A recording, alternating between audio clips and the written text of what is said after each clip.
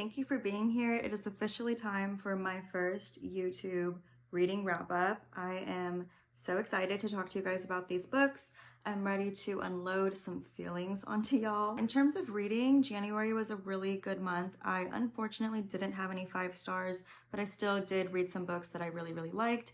There's some books that I really did not like, and I'm just gonna give you guys the whole spiel, the whole rundown. Here we go. The first book that I read is Starling House. This is by Alex E. Haro, and it's the first book I've read by this author.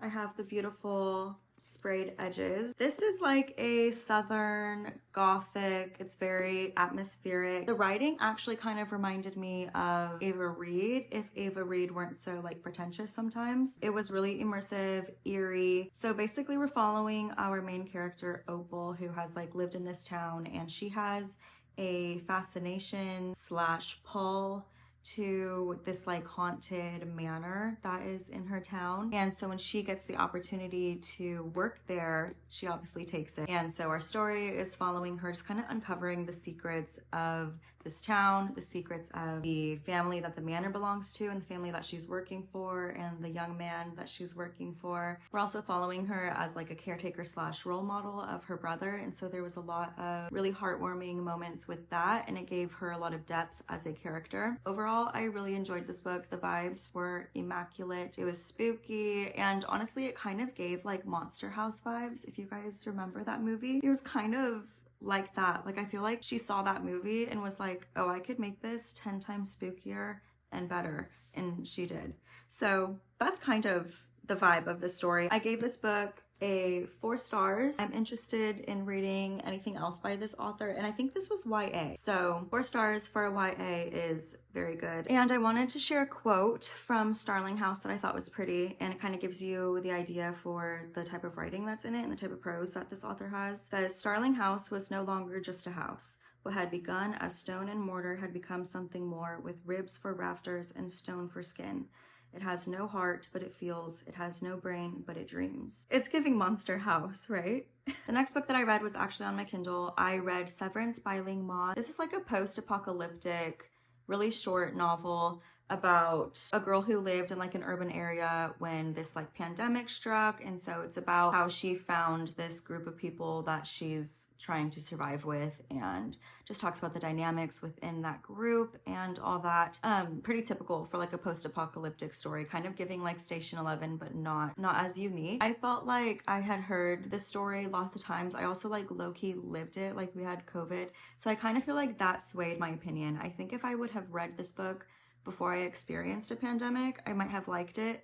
But after experiencing the pandemic, I wasn't super stoked reading it, and it was kind of boring at times. And this is shocking because it's a lot of people's like favorite read. Like it's a 5 star for a lot of people, but I ended up giving it 3 stars. Also, I did write down a quote from this book too. It says, a second chance doesn't mean you're in the clear. In many ways, it is the more difficult thing, because a second chance means that you have to try harder. You must rise to the challenge without the blind optimism of ignorance. And I did highlight that because I liked that.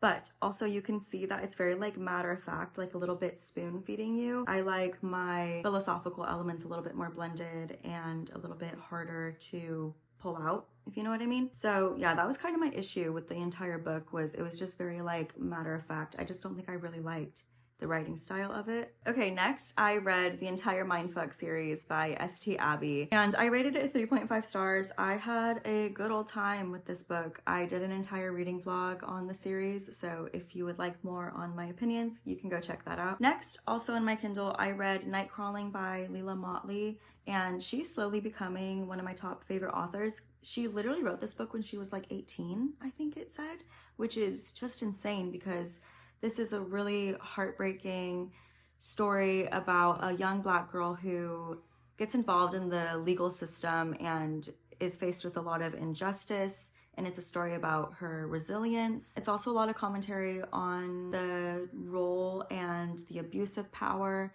that police officers have, especially over Black women or over women that work in the sex industry. And so it's basically just about how she gets tied up into the corruptiveness of the legal system and shows her resilience through that. It's inspired by true events, and it was really well done. I'm looking forward to more by Layla Motley, and I gave it a 4 stars. Something that I underlined was, we're all wanting something, though most of us replacing what we really want with skin, which works until you wake up and the mirror is a blur of time twisting around the throat.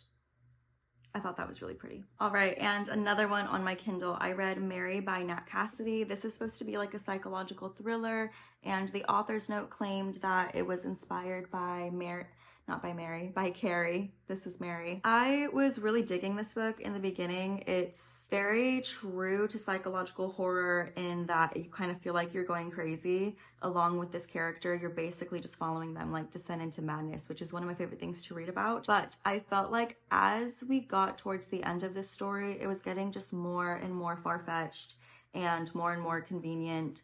And I didn't like how the story ended up, and I can't tell you why without spoiling it. It's a trope that I really like in other literature, but it just didn't work for this book. So I gave it a 3 stars. But I did underline a really good quote, and I feel like I did not tell you guys what the story's about at all. It's about a girl that like got bullied, or she remembers that she got bullied, and then she goes back to her town and kind of uncovers secrets about herself. That's all I'm gonna say.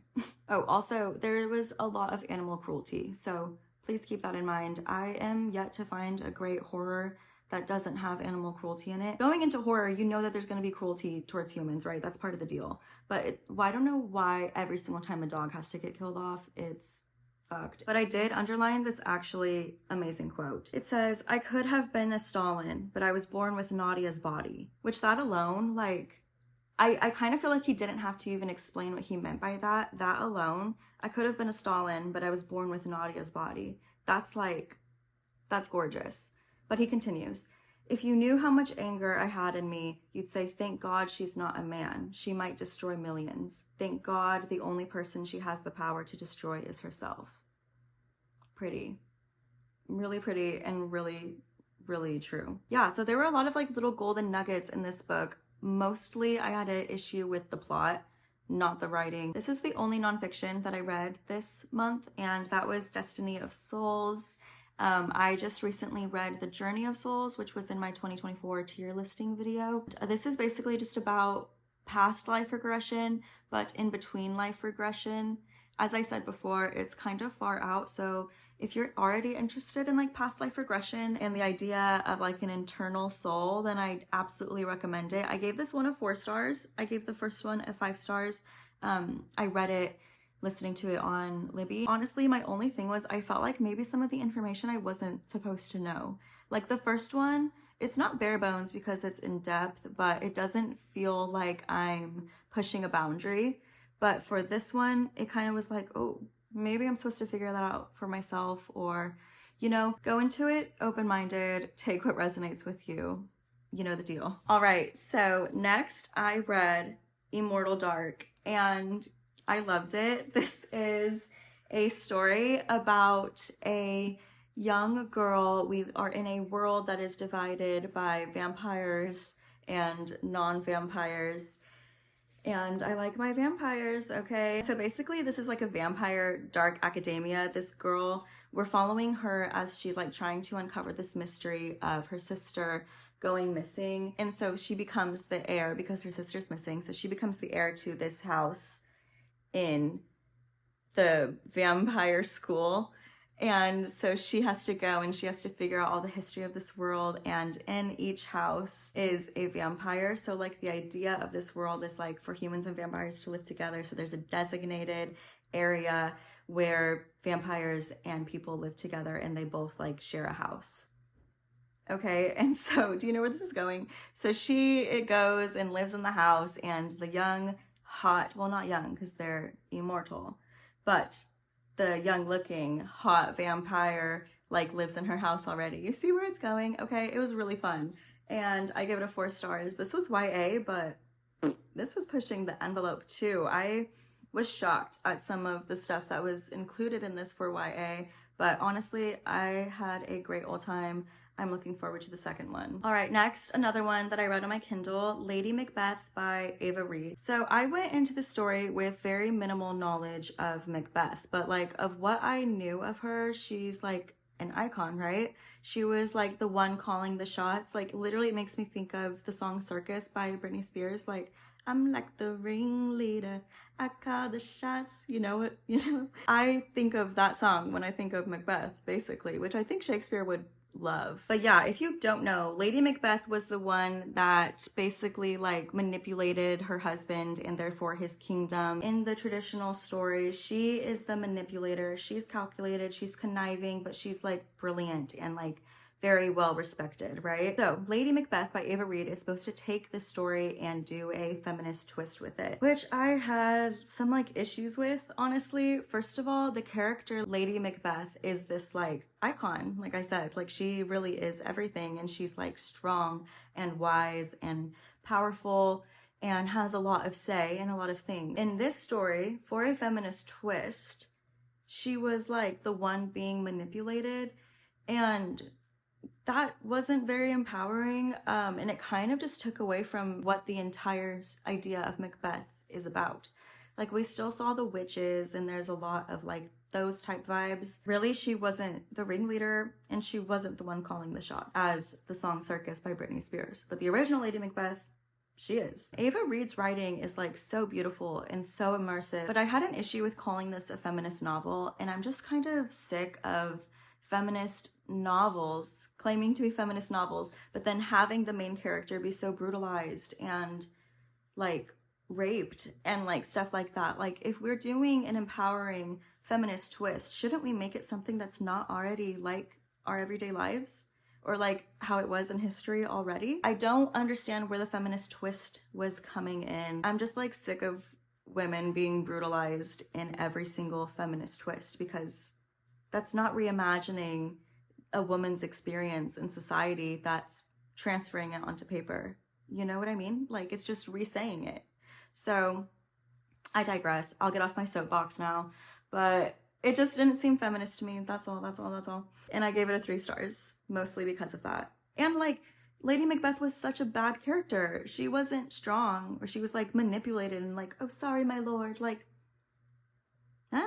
It wasn't working for me. Sorry, everybody. Okay, the last book that I read was A Talent for Murder, and I did not know that this was a series, so I gave this a 2 stars, because I was like, where the hell are all of these characters coming from?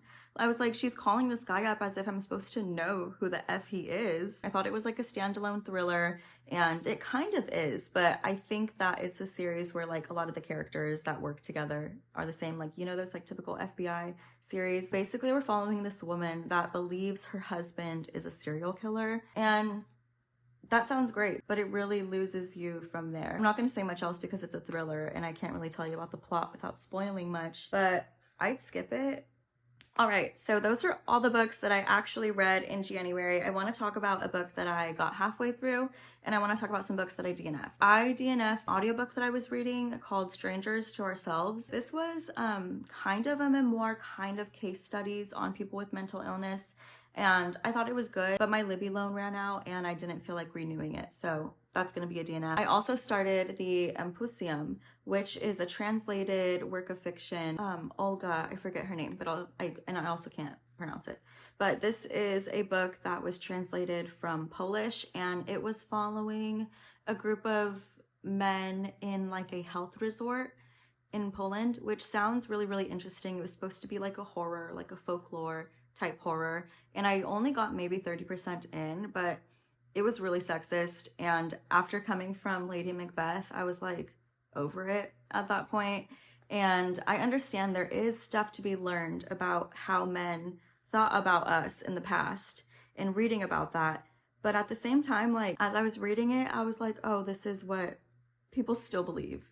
So it didn't feel like I was gaining anything from learning about the history of hatred of women, because like, I know it. But yeah, I softly DNF'd that one. Also, nothing was happening. I don't know why it was a horror. Absolutely nothing scary happened. Yeah, so DNF. Then I got halfway. No, not even halfway. Okay, I got 97 pages into A School for Good Mothers. This is like a dystopian of a very authoritarian government that gets moms in trouble and when they're not being like perfect mothers, and sends them to this like school for good mothers. This is really good. I am enjoying it, but I had to put it down because I'm only reading fantasy in February. If you saw my February TBR video, then you would know that I'm only reading fantasy. So this is a soft DNF. I'm putting it down for now.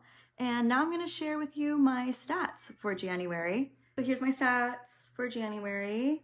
Thank you so much for watching. I will be doing a reading vlog of Brandon Sanderson coming next week. I'm already having a great reading month in February, so hopefully we continue on this trend. Thank you so much for being here. I really, really appreciate it. Like, subscribe, comment. I'd love to have a chat with you. Thank you. Have a great day. Bye.